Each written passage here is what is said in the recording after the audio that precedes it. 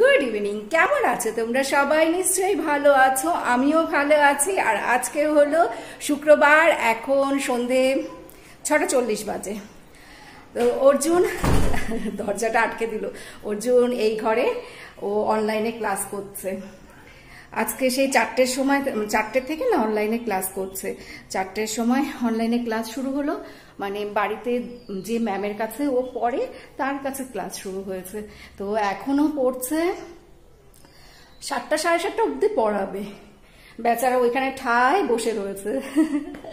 এখন আমি বাজারে যাচ্ছি, আর আজকে সন্ধ্যাবেলা অর্জুন পড়তে বসবে না। বেচারা 4টের থেকে লেখাপড়া করছে, আজকে কি আর আমার কাছে পড়তে বসে? আর তাছাড়া কি বলতো, আজকে না 5টার সময় ঘুম থেকে ও উঠে গেল। আমি যখন ঘুম থেকে উঠে গেলাম তখনই ও ঘুম থেকে উঠে গেল। তারপর ঘুম থেকে উঠে আমাকে বলে, মা আমাকে খেতে দাও, আমার খিদে পেয়ে গেছে, তুমি আমাকে খেতে দাও, আমি ম্যাগি খাবো। আমি বললাম ম্যাগি দেবো না, তোমাকে একটু চাউমিন করে দিচ্ছি, তুমি চাউমিন খাও। তো সেই 5টার থেকে এখনো সেই টক টক টক টক করে যাচ্ছে। দুপুরবেলা একটু ঘুম পাড়ানোর চেষ্টা করছিলাম, তাও ঘুমায়নি। তো যাই হোক, চলো বাজারে যাই। বাজারে গিয়ে না ওই মুদি দোকানের লিস্টটা দিয়ে আসবো, আর জিনিসপত্রগুলো কালকে গিয়ে নিয়ে আসবো। কারণ যে দোকানে যাচ্ছি সেই দোকানের দাদা এত মানে আস্তে আস্তে কাজ করে না, তো ওখানে যদি আমি দাঁড়িয়ে থাকি পাক্কা 3 ঘন্টা সময় লাগবে। ওই জন্য লিস্টটা দিয়ে আসবো, কালকে গিয়ে ওই মালপত্রগুলো, সব জিনিসপত্রগুলো নিয়ে আসবো। দোকানের লিস্টটা দিয়ে আসলাম। বাপরে বাপ, 40 মিনিট ধরে দাঁড়িয়ে আছে। এত আস্তে আস্তে কাজ করে, কেউ নেই দোকানে, তাও এত আস্তে আস্তে লেখে। তো লেখে না, মানে দাম ঠিক করে বলতে পারে না। তো আমি বললাম যে এগুলো সব মেপে রাখবেন, কালকে এসে নিয়ে যাব। আর এই রাস্তায় জানো তো ভীষণ কুকুর, আমাদের এই রাস্তায় ভয় লাগে কখন যে এসে কামড়ে দেবে।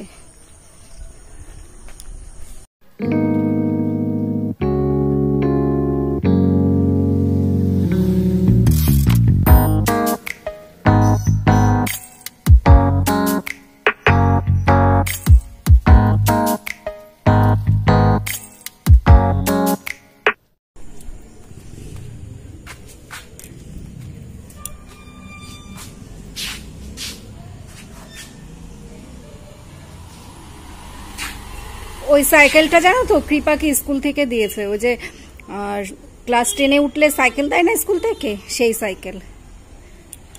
কৃপা চালায় না, তো ওটা ঠিক করতে 300-400 টাকা খরচা হয়ে গেছে। আর ওটাকে 2বার নিতে হয়েছে দোকানে। এই আজকে আবার, আজকে না কালকে নিয়ে এসছে সাইকেলটা। হ্যাঁ, কালকে নিয়ে এসছে। যখন সাইকেলটা স্কুল থেকে দিয়েছিল সেই সময় একবার ঠিক করালো, আবার এই কিছুদিন আগে ঠিক করতে নিয়ে গেল। কালকে সকালের জন্য এই গোল ব্রেড গুলো নিয়ে আসলাম। দীপা আমাকে বললো যে মা কালকে সকালের জন্য গোল ব্রেড গুলো নিয়ে এসো, ও কি যেন একটা বানাবে। যদিও ওর সকালবেলা পড়া আছে, ও 8:30টার সময় চলে আসবে, সেই সময় এসে বানাবে হয়তো। আর নিয়ে আসলাম এই পাও ভাজি মশলা পাউডার, এইটা নিয়ে আসলাম। তো এইটা কি বলতো, যে কোনো সবজির মধ্যেই দেওয়া যায়। ওই আলুর তরকারি হোক, পটলের তরকারি, ভেন্ডির তরকারি, ওসবের মধ্যে না দেওয়া যায়। কিন্তু আমার বর এই মশলা পাউডার একদম পছন্দ করে না। এমনকি রান্নার মধ্যে যদি টমেটো সস দেওয়া হয় সেটাও পছন্দ করে না। কৃপা অর্জুন খেতে আবার খুব পছন্দ করে। দেখবে বাচ্চারা এই ধরনের খাবার খেতে খুব পছন্দ করে। এই মশলা পাউডার দিয়ে যদি আমি ভেন্ডির তরকারি, পটলের তরকারি রান্না করি, তাহলে কৃপা অর্জুন ওই ভেন্ডি পটল সব খেয়ে নেবে। আর নিয়ে আসলাম এই চিপস। এই চিপসগুলো নাকি খেতে বিস্কুটের মতো, খেতে নাকি ভীষণ ভালো লাগে। কি চিপস? পটেটো চিপস, কিন্তু অন্যরকম। এটা হলদিরামের, বুঝেছো? এই চিপস আমাকে আনতে বললো, একটাই পেলাম। আরেকটা নিয়ে আসলাম এই 2 ইয়াম, এটা নিয়ে আসলাম। আমাদের এই দোকানে আবার এই ধরনের চিপস পাওয়া যায় না, লেস এইসব পাওয়া যায়। অর্জুন বললো পাঁচ খাবে। পাঁচ না কেমন যেন একটা নেশা জাতীয়। আমার না মনে হয় যেন এগুলো খেলে কেমন একটা নেশা নেশা হয়। চলো উপরে যাই এখন।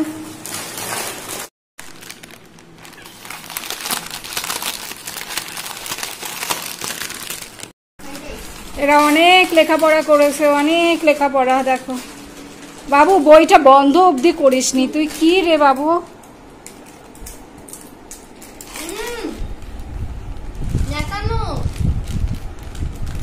নরম।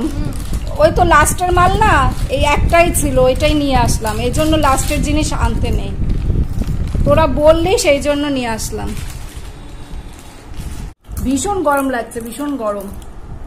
দেখি আরো বাইরের থেকে আসলাম না, ওর জন্য আরো বেশি গরম লাগছে। আমি আর আজকে রাতে ভাত খাবো না, শুধু এই দুটো বিস্কুট, দুটো না 3টে বিস্কুট খাচ্ছি, জল খাচ্ছি।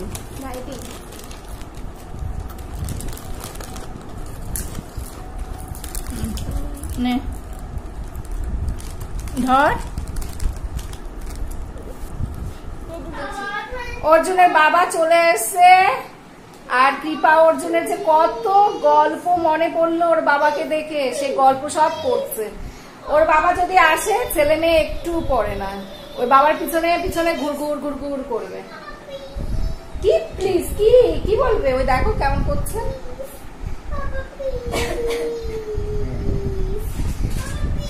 যেতে হবে এখনই, কালকেই ও পাহাড়ে যাবে, ট্রেন বুক করতে হবে।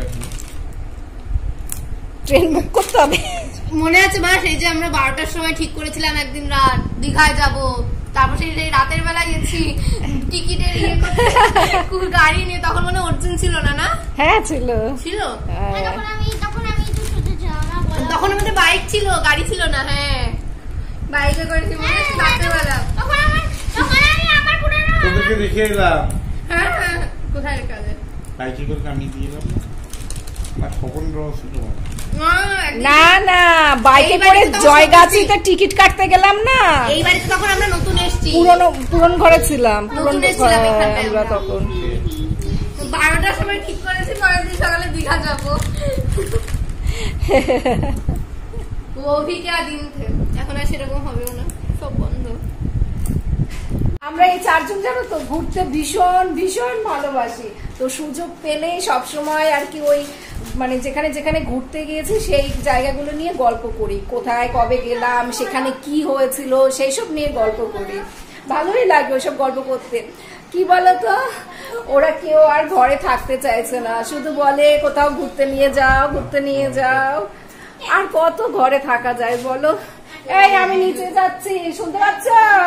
হ্যাঁ নিচে যাচ্ছি, ভাত খাবে। হ্যাঁ কৃপা ভাত খাবে না, অর্জুন খাবে, আর অর্জুনের বাবা ভাত খাবে।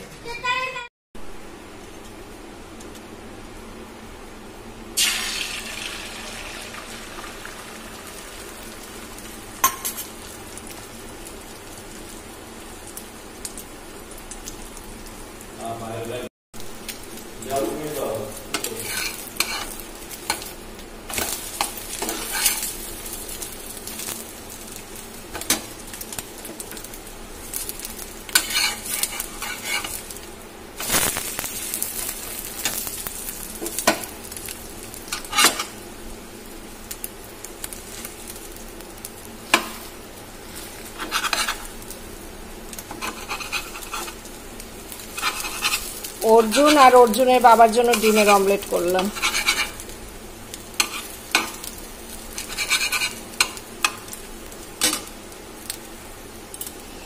আর এখানে দুধ গরম হচ্ছে। তোমরা যাবে না দীঘাতে? হ্যাঁ 1 মাস পরে। কেন, এখন কি অসুবিধা? থার্ড ওয়েভ তো বুঝলাম,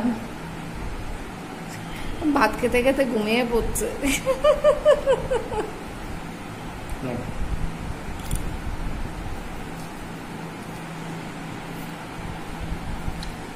আকাশটাকে ভরলি তো নাই, হাত ছড়াও, গরম দুধ। বোঝা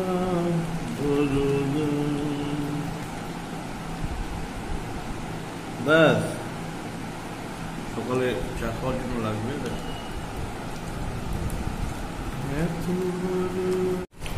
আমার বর, শেষদা, মেজদা, চোরদি আর আমার ভাগ্নে, এই 5 জন মিলে না দীঘা যাওয়ার কথা ছিল। এই রথের পরে ওদের দীঘা যাওয়ার কথা ছিল, কিন্তু এখন দীঘাতে গেলে ওই কোভিড টেস্ট করাতে হচ্ছে, সেই জন্য এখন আর যাচ্ছে না। আমাদের গাড়ি নিয়ে যাওয়ার কথা ছিল। আমার বর গাড়ি চালিয়ে আর কি দীঘা যাবে, ওর খুব শখ, ও গাড়ি চালিয়ে দীঘা যেতে খুব পছন্দ করে। এর আগে তো বাইক নিয়ে যখন তখন চলে যেত দীঘাতে, তো এখন আর কি 4 চাকা নিয়ে যাবে। নতুন গাড়ি চালানো শিখেছে না, তো প্র্যাকটিস করতে হবে। ও আর কি মানে দেখবে ও গাড়ি চালিয়ে দীঘাতে যেতে পারে কিনা, তো সেটা আর হলো না। আর আমাদেরকে লোভ দেখালো যে আমরা ঘুরে আসি, তারপরে তোমাদেরকে নিয়ে যাব। আমি আগে একটু ট্রাই করে নেই পারি কিনা, তারপরে আমাদেরকে নিয়ে যাবে, কিন্তু সেটা আর হলো না। এই বিছানা চাদরটা একটু আগে পাল্টালাম, আর দেখো অর্জুন ওর ছোটবেলা সব পেন্সিল বক্সগুলো নিয়ে এসে কি দুষ্টমি করছে, ওই প্লাস্টিক ব্যাগের মধ্যে ছিল। এই যে দেখো ছোটবেলার সব পেন্সিল বক্সগুলো বের করে এখন আবার খাটটাকে নোংরা করছে। এখানে পুরো 9টা পেন্সিল বক্স আছে। কটা পেন্সিল বক্স আছে? আমি কি এগুলো কেমন থাকে, কেমন দেখতে থাকে, সব কোয়ালিটি কেমন, কোয়ালিটি কেমন, এই পেন্সিল বক্স দেখাবি তুই? পরে অন্য কোনো দিন, এখন আমার ঘুম পাচ্ছে, অনেক রাত হয়ে গেছে। ওই পেন্সিল বক্স গুলো প্লাস্টিক ব্যাগে করে সে একটা বক্সের মধ্যে রাখা ছিল, সেখান থেকে সব নিয়ে এসছে। এই রাত 10টার সময় এই কীর্তি করলো।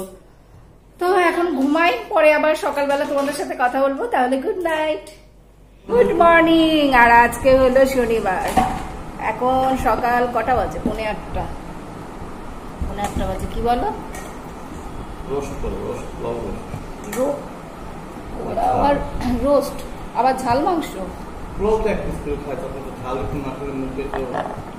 দু রকমের মাংস রান্না হবে আজকে আমাদের বাড়িতে। চিকেন রান্না হবে। হ্যাঁ, সব তুমি করবে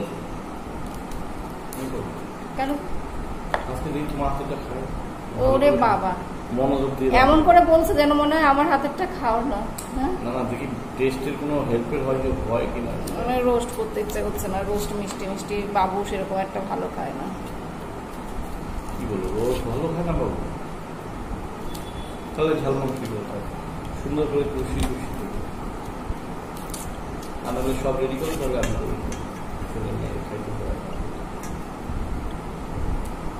পোলার চাল নেই, শশা আনবে বেশি করে। শশা, পোলাও চাল, মাংস, আর কিছু না তো? একবারে বলে দাও, বারবার কিন্তু দিতে হবে। তুমি বারবার কোথায় বাজারে যাও? বলো, ওই বলিতে করে নিয়ে আসো। দাঁড়াও, মনে করে নি। পেঁয়াজ, রসুন, আদা সব আছে? পেঁয়াজ নিয়ে এসো, পেঁয়াজ তো শেষ হয়ে গেছে। আমরা এত পেঁয়াজ খাই, খুব পেঁয়াজ লাগে। পাওয়ার আমাদের বেড়ে যাবে। চলছে।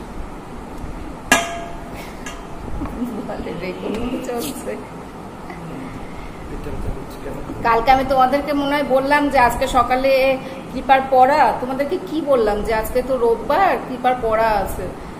আজকে তো শনিবার, আজকে তো রোববার না, তো কৃপার পড়া আজকে 8টার থেকে। কৃপাকে বললাম যে তুই খেয়ে যা, খাবে না কিছু। ওই যে এখানে। না না, টিটু স্যার।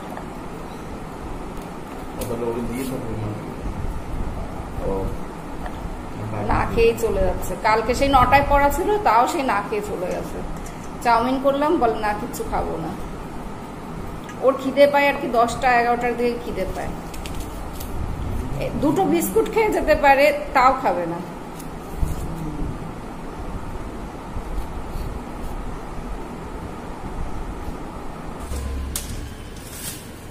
এই যে বাজার থেকে চিকেন নিয়ে এসছে, চিকেনটা এখন ধোবো। আর হলো গিয়ে পোলার চাল নিয়ে এসছে। এই যে, তুমি কি চলে যাচ্ছ?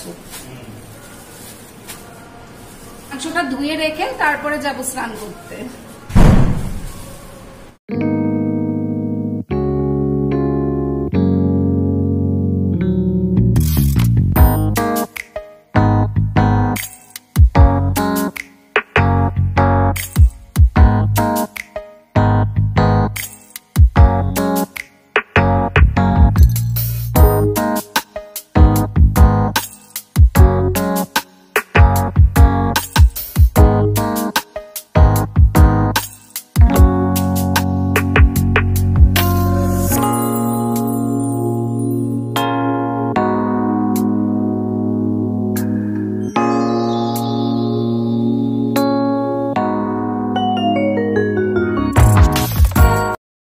এটা কি বানিয়েছিস কিপা? স্যান্ডউইচ। কি? Burger plus sandwich. Burger plus sandwich, ও বুঝলাম। এটা দেখতে বার্গারের মতো, কিন্তু খেতে স্যান্ডউইচের মতো, তাই কি নাম দিয়েছিস? কি স্যান্ড বার্গার না কি নাম দিল, কি যাই হোক, স্যান্ডগার্ড কৃপাই বানিয়ে নিয়ে আসলো, ও পরে আসলো এই মাত্র, ওই বানিয়ে নিয়ে আসলো। বলে মা তুমি কেন বানাওনি? আমি বলি তোর এইসব খাদ্য আমি বানাতে পারি না, তুই তোর মতো করে নে। তো সে কালকে সকালবেলা তো ভিডিও বানায়নি, কালকে সকালে 4:30টার সময় ঘুম থেকে উঠে যায়, 4:30টার সময় ঘুম থেকে উঠে গিয়ে তাড়াতাড়ি করে বাসি কাজগুলো, হ্যাঁ তারপর পরই অর্জুন উঠে গেল, তার বাসি কাজকর্মগুলো সবগুলো করলাম, ওগুলো চটপট করে তারপরে গেলাম তিনতলায় ট্রেডমিলে হাঁটাহাঁটি করলাম, 1.5 ঘন্টা ব্যায়াম করলাম, 7:45টার দিকে ঢুকলাম, হ্যাঁ 7:45টার দিকে গেলাম তিনতলায়, আর 8:15 সময় আসলাম উপরের ঘর থেকে। তারপরে সে মানে আমি জানতাম যে আজকে আমার অবস্থা খারাপ হয়ে যাবে, এই সকালবেলা আর বিছানা থেকে উঠতে পারছি না, গা হাত পা ব্যথা বিষ, মানে কালকে সেই 1.5 ঘন্টা না খুব ব্যায়াম করলাম, মানে অনেকটা ব্যায়াম করলাম, তারপরে হাঁটাহাঁটি করলাম, এই ঘাড় অব্দি ঘোরাতে পারছি না, কারণ একদিনে তুমি 1.5 ঘন্টা ব্যায়াম করে তারপর 10 দিন বিছানায় শুয়ে থাকবে। না 10 দিন কেন বিছানায় শুয়ে থাকবো, আজকে শুধু একটু হাঁটাহাঁটি করলাম, আজকে না আর এই ঘাড় হাত অব্দি উঁচু করতে পারছি না, কি যে ব্যথা, মানে না পারছি হাঁটতে, না পারছি বসতে, না হাত এদিক করতে পারছি, না হাত ওদিক করতে পারছি, এত গা হাত পা ব্যথা, এমনকি এরকম ঘাড়টা অব্দি ঘোরাতে পারছি না আমি। কালকে তো সেই মানে এইগুলো সব এই মানে কি বলবো, এগুলোর কি বলবো, ঘাড়ের এই পাশে পিঠের মানে যত ধরনের ব্যায়াম হয় সব ব্যায়াম করলাম, লাফালাফি করলাম। তো আজকে আর আমার শরীর দিল না, আজকে আর পারলাম না, এমনি শুধু একটু হাঁটাহাঁটি করলাম, পাও নাড়াতে পারছি না, আর ভালো করে কথাও বলতে পারছি না।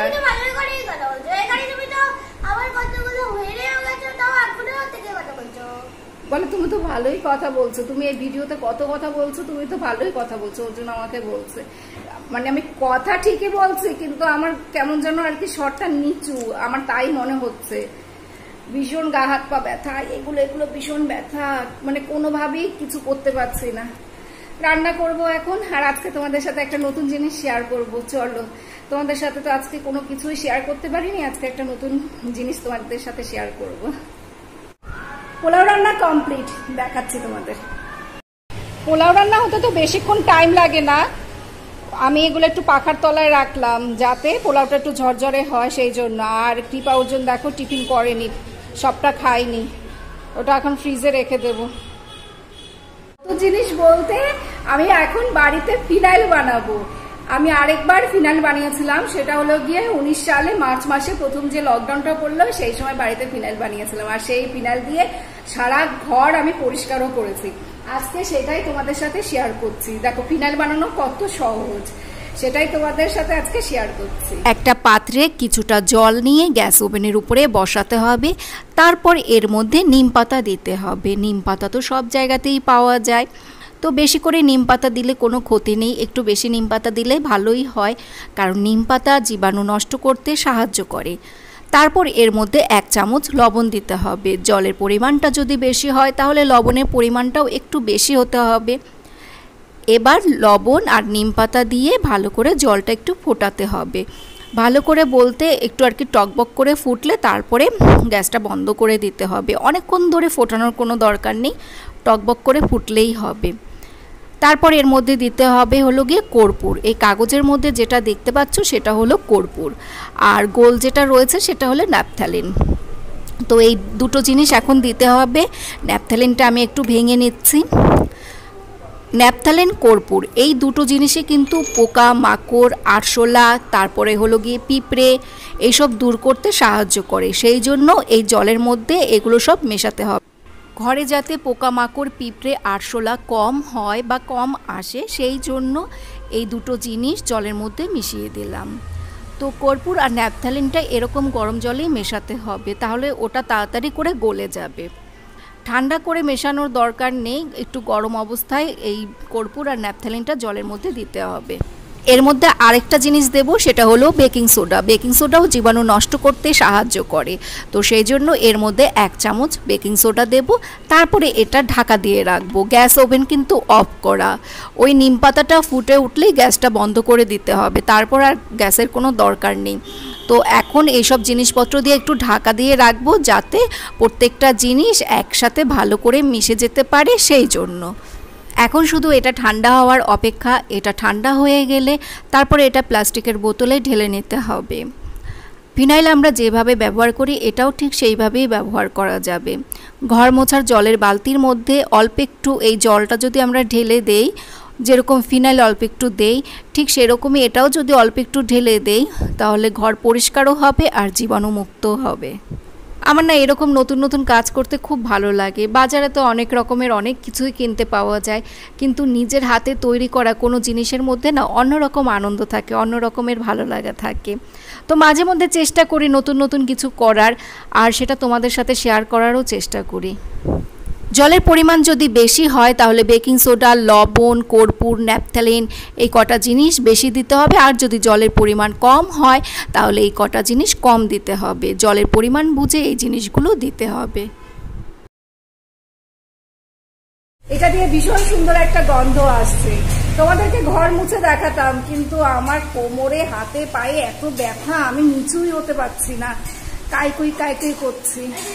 পাপের শাস্তি, এতদিন খেতাম না গপ গপ করে, তো সেই পাপের শাস্তি পাচ্ছি। বাপরে বাপ, আমার যে কি অবস্থা! আমি হাত এরকমও করতে পারছি না, ওরকমও করতে পারছি না। আমার ভীষণ খারাপ অবস্থা। আমি খাটেও বসতে পারছি না, হাঁটতেও পারছি না, নিচু হয়ে কিছু তুলতেও পারছি না, কি যে কষ্ট হচ্ছে। আর বড়দেখ আমার সাথে কি বকবক করছে। বেশি ভালো ভালো না, একদিনে ব্যায়াম করে 10 কেজি ওয়েট কমিয়ে ফেলবে, 1.5 ঘন্টা ধরে ব্যায়াম করছে, ব্যাস যা হওয়ার তাই হলো। এখন গা হাত পা ব্যথা, দাঁড়াতে পারছে না, বসতে পারছে না, শুতে পারছে না। এখন আবার 10 দিন রেস্ট নেবে, আবার যে কে সেই হয়ে যাবে, এইভাবেই চলবে। দেখো অর্জুন বাবার কত যত্ন করে। বাবা আমার আজকে চিকেন রান্না করে দিচ্ছে, আমি বলি বাবা সেগুলো ছোড়ে আমারে। আমি বলছি যে ছিটকুল নিয়ে যাও, তাহলে বাবা বলেছে যে ঠিক আছে। ছিটকুল নিয়ে যাবে তোমাকে পাপা? ছিটকুল নিয়ে যাবে। ও পাহাড়ে বরফ ধরতে যাবে, ও আবার ওই বরফটাই চাচ্ছে। ওকে নিয়ে আমি ওই পাহাড়ের একদম চূড়ায় উঠবো, তোর মাকে বাদ দিয়ে যাবো। এবার তোর মাকে আর নেবো না, তোর মা বললে হ্যাঁ হ্যাঁ ওখানে তোর মাকে রুমে আটকে রাখবো, আর আমরা বরফ পাহাড়ে।